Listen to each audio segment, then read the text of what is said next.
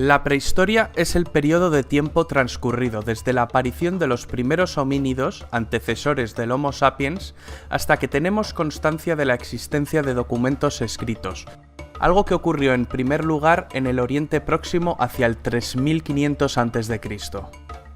Durante este periodo vamos a ver cómo el hombre pasa de vivir en cavernas a ver la aparición de sociedades complejas que dieron lugar a los primeros estados y civilizaciones.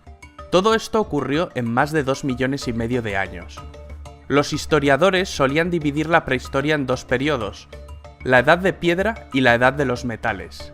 Dentro de la Edad de Piedra tenemos tres periodos: Paleolítico, Mesolítico, que es una época de transición, y Neolítico. El Paleolítico es el periodo más largo de la existencia del ser humano.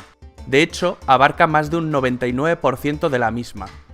En el Paleolítico, el hombre, y cuando decimos hombre no nos referimos al Homo sapiens actual, sino también a sus antepasados del género Homo, aprende a tallar pequeños utensilios de piedra, de hueso y de asta de animal. En este periodo también hay evidencias de que aprende a domesticar el fuego. Domesticar el fuego es probablemente la mayor palanca de progreso de la historia de la humanidad, junto con la aparición de la escritura. El hombre vivía al aire libre o en cavernas, se alimentaba de vegetales, frutos y también cazaba animales. Estamos ante una sociedad cazadora-recolectora. Aunque pudiese vivir temporadas en una misma cueva, para subsistir debía moverse a aquellas zonas donde abundase más la comida. Es decir, el hombre era nómada. Los expertos sitúan la aparición del primer Homo sapiens, el primer ser humano moderno, en África. La denominan Eva mitocondrial, y de aquí surgió toda la humanidad. Sería como nuestra tatarabuela. El Homo sapiens acabó colonizando toda la Tierra y se encontró con diferentes especies del género Homo que habían evolucionado de manera distinta en diferentes partes del mundo. Por ejemplo, cuando llegó a Europa convivió con el hombre de Neandertal. El hombre era nómada, pero todo esto empezó a cambiar con la revolución neolítica. El clima de la Tierra empezó a variar, la temperatura aumentó y la retirada de los hielos hacia el 10.000 a.C. dificultó la recogida de vegetales y disminuyó la caza. Se va a extinguir toda la megafauna de este periodo: megaterios, dientes de sable, mamuts. Estamos ante el fin de la última glaciación. Se denomina revolución neolítica a una transformación radical de la humanidad en cuanto a su modo de vivir. La sociedad pasa de ser nómada a sedentaria. Neolítico significa piedra nueva, pues el hombre desarrolla una industria lítica más sofisticada donde la piedra se pulimenta, distinguiéndose de la industria lítica del Paleolítico, mucho menos refinada. Pero esta no es la verdadera revolución acontecida en el Neolítico. La verdadera revolución fue la aparición de la agricultura y la ganadería.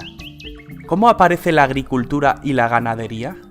El hombre se tuvo que conformar con lo poco que le ofrecía el nuevo ecosistema: jabalíes, cabras, conejos. Muchas zonas de la Tierra se convirtieron en zonas desérticas.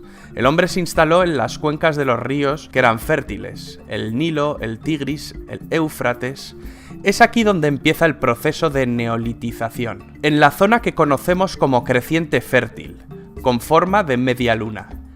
Este cambio no se produjo de forma rápida, ni de la misma manera en todos los lugares, y tampoco ocasionó el abandono de las anteriores formas de vida. La domesticación de animales se produce en esta época, a excepción de la domesticación del perro, que es anterior. Después del perro le llegó el turno a la cabra, a la oveja, al cerdo. El hombre también aprende a domesticar las especies vegetales y a controlar las cosechas. Los primeros cultivos son de trigo, cebada y leguminosas como la lenteja, el garbanzo y el guisante. Todo esto permitió al hombre producir sus propios alimentos y no ir tras ellos.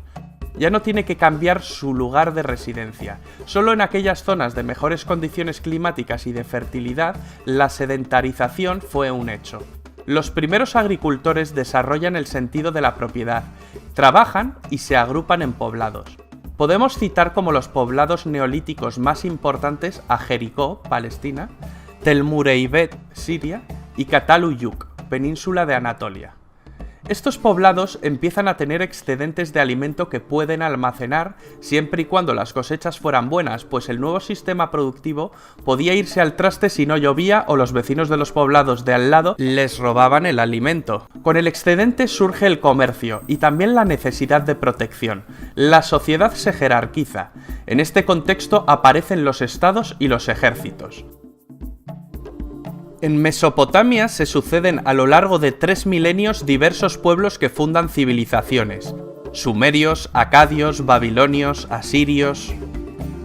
La escritura nace en Mesopotamia, a partir de algún sistema contable que servía para contar el ganado y las cantidades de grano. Es la escritura cuneiforme, a base de pictogramas que grababan con un punzón en tablas de arcilla que después cocían. Estamos ya en el año aproximadamente 3500 a.C. Es en este punto cuando el ser prehistórico comienza a escribir la historia.